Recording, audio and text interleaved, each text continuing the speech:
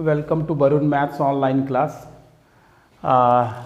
हम एक और क्वेश्चन देखेंगे रुंजे कट्टा मेथड के ऊपर।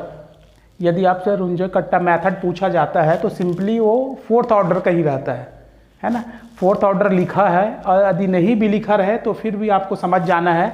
यदि वो अप्लाई रुंजे कट्टा मेथड बोलेगा to find an approximate value of y when x equals to 0.2 given dy by dx is equals to x plus y and y equals to 1 at x equals to 0, ये पूछा है ना।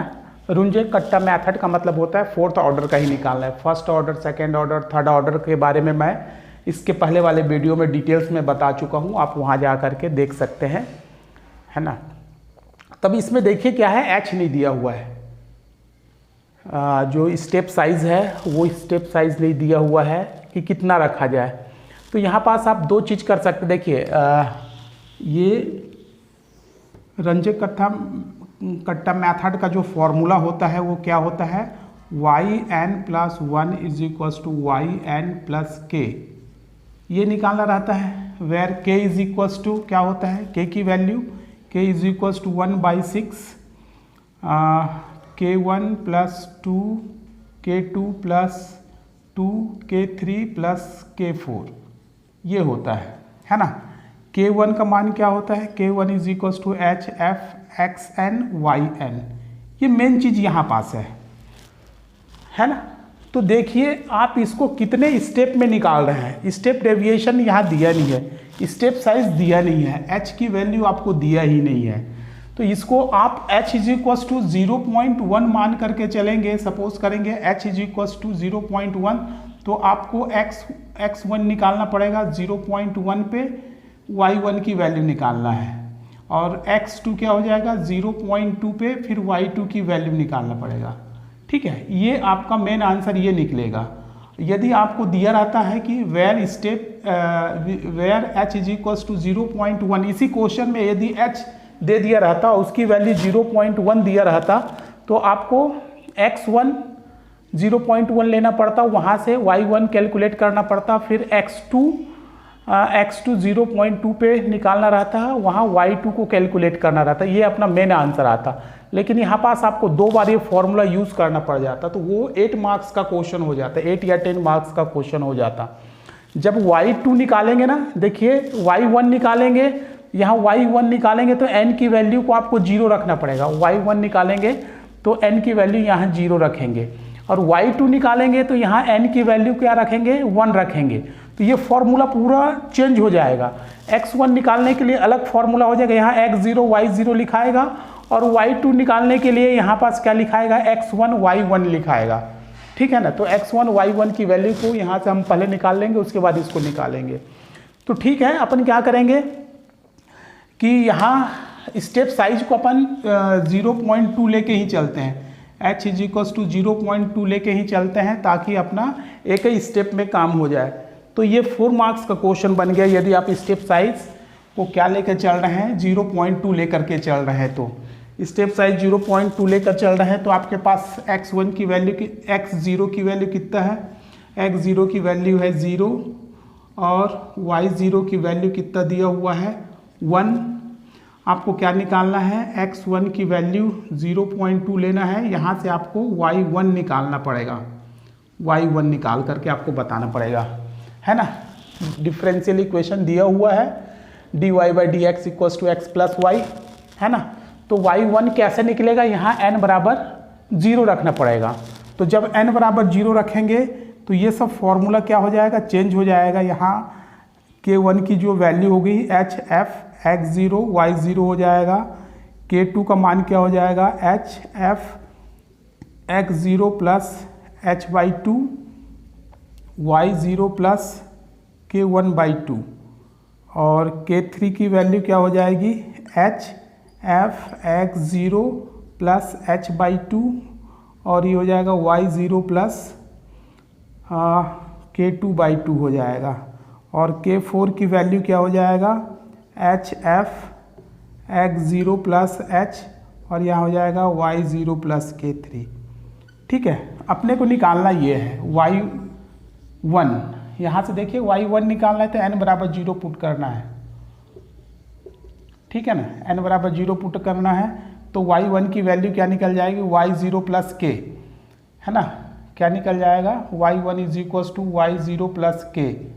तो यहाँ पास क्या है, y1 का मान तो अपने को निकालना है, y0 का मान आपको दिया गया है 1 है करके, केवल k का मान आपको निकालना पड़ेगा।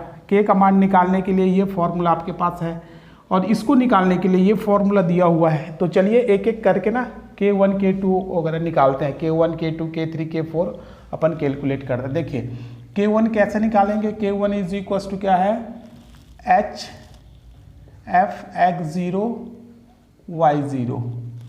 तो ये क्या हो जाएगा, k1 is equal to h, इसकी डेफिनेशन क्या है, देखिए इसकी डेफिनेशन क्या है, इसको अपन एक्स वाई भी लिखते हैं, है ना, इसको v1 में एफ एक्स वाई भी लिखते हैं। तो ये हो जाएगा x0 प्लस y0, तो हो जाएगा k1 is equal to h की वैल्यू कितना है, 0.2 लेकर के चल रहे हैं, x0 की वैल्यू 0 और y0 की वैल्यू 1, तो k1 का मान हो गया 0.2 इंटू 1 इज इक्वल टू 0.2। तो मैं यहाँ पास k1 की वैल्यू लिख दे रहा हूँ। देखिए यहाँ पास आ रहा है क्या, यहाँ से दिख रहा है k1 इज इक्वल टू 0.2, यहाँ से नज़र आ रहा है, इसको थोड़ा नीचे लिख देते हैं, k1 इज इक्वल टू 0.2, यहाँ से नज़र आ रहा है, ये दिख रहा है, ठीक है। k1 को कैलकुलेट कर लिए, उसी तरीके से आप k2 को कैलकुलेट कीजिए।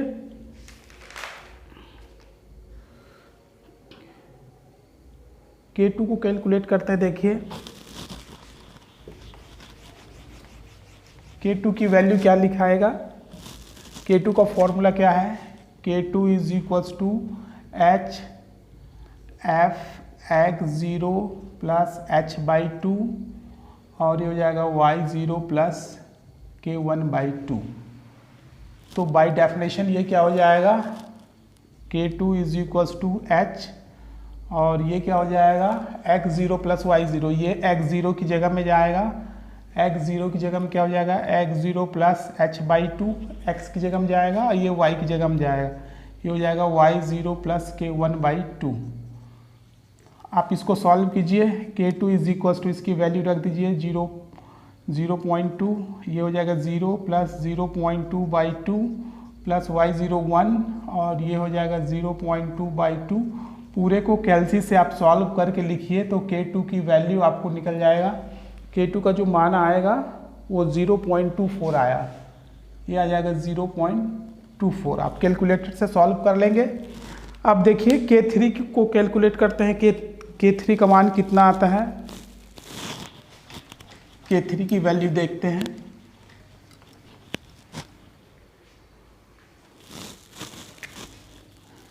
k3 इज इक्वल्स टू क्या हो जाएगा, h f x0 plus h/2, ये हो जाएगा y0 प्लस k2/2।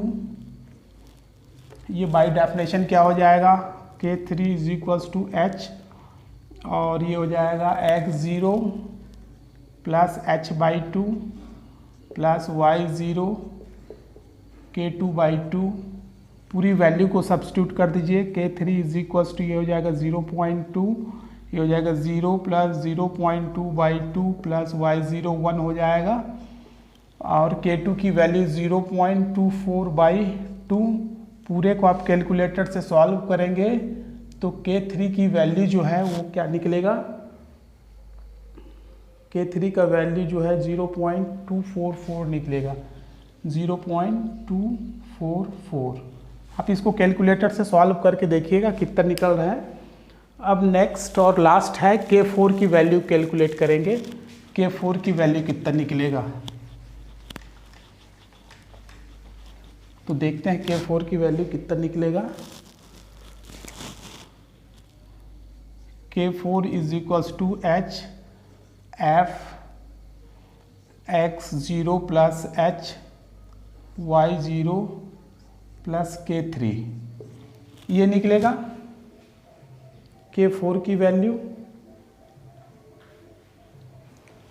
तो इसकी वैल्यू, इसका डेफिनेशन में क्या है, x और ये y है, तो ये क्या हो जाएगा x प्लस वाई, तो ये हो जाएगा K4 is equals to h, ये हो जाएगा x0 plus h plus y0 plus K3। ठीक है, पूरी वैल्यूज़ को आप सब्स्टिट्यूट कीजिए तो K4 इज इक्वल्स टू हो जाएगा h की वैल्यू 0.2, x0 की वैल्यू 0 प्लस h की वैल्यू 0.2 प्लस y0 की वैल्यू 1 प्लस K3 की वैल्यू 0.244। पूरे को आप कैलकुलेटर की सहायता से सॉल्व कीजिए तो ये कितना निकलेगा 0.2888, तो ये K4 की वैल्यू निकला 0.2888। ठीक है, पूरी वैल्यू निकल गई। अपने को क्या चाहिए, y0 प्लस k, है ना, k की वैल्यू चाहिए, तो k की वैल्यू कितना निकलेगा। अब k का फॉर्मूला लगा दीजिए, k का क्या फॉर्मूला है, देखिए k का फॉर्मूला लगाइए, k is equals to 1/6 K1 plus 2K2 plus 2K3 plus K4, तो ये हो जाएगा k is equals to 1/6, K1 की वैल्यू 0.2 प्लस 2K2 की वैल्यू 0.24 प्लस 2K3 की वैल्यू 0.244 और K4 की वैल्यू 0.2888। ठीक है, पूरे को सॉल्व करेंगे तो k की जो वैल्यू आपको मिलेगी वो k की वैल्यू मिलेगी आपको 0.2428, 0.2428 ये k की वैल्यू मिलेगी। ठीक है, तो y1 का मान कितना निकल जाएगा, तो y1 का मान कितना निकल जाएगा। अपने को क्या चीज़ चाहिए था, y1 चाहिए था। देखिए y1 का मान कितना निकलता है, अपने को क्या चाहिए था, y की value at x equals to 0.2 पे, तो ये हो जाएगा y1 equals to y0 plus k, तो ये हो जाएगा y1 is equals to y0 की वैल्यू 1 और k की वैल्यू 0.2428, तो y1 इज इक्वल्स टू मिल गया 1.2428। ये रिक्वायर्ड सॉल्यूशन निकल गया। This is the value of y at x is equals to 0.2। ठीक है, this is the required solution, this is the required solution. और क्या लिख सकते हैं, this is the value of y at x is equals to 0.2। मेरे ख्याल से आपको समझ में आ गया होगा कि इसको अपन कैसे सॉल्व करते हैं, रुंजे कट्टा मेथड, फोर्थ ऑर्डर को अपन कैसे सॉल्व करते हैं। ये मेरे ख्याल से इससे पहले भी मैंने आपको एक क्वेश्चन बताया था, ये भी बताया था। ये एक एक स्टेप में सॉल्व हो रहा है, जो एक एक स्टेप में सॉल्व हो रहा है जनरली 4 मार्क्स के आते हैं।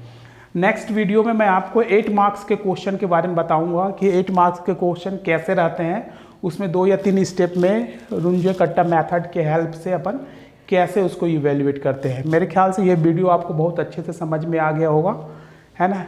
यदि वीडियो समझ में आ गया होगा तो आप इसको लाइक करेंगे, अपने दोस्तों के साथ शेयर करेंगे, चाहे वो किसी भी कॉलेज के हों, और मेरे चैनल को सपोर्ट करने के लिए प्लीज़ इसको सब्सक्राइब करेंगे। Thank you very much.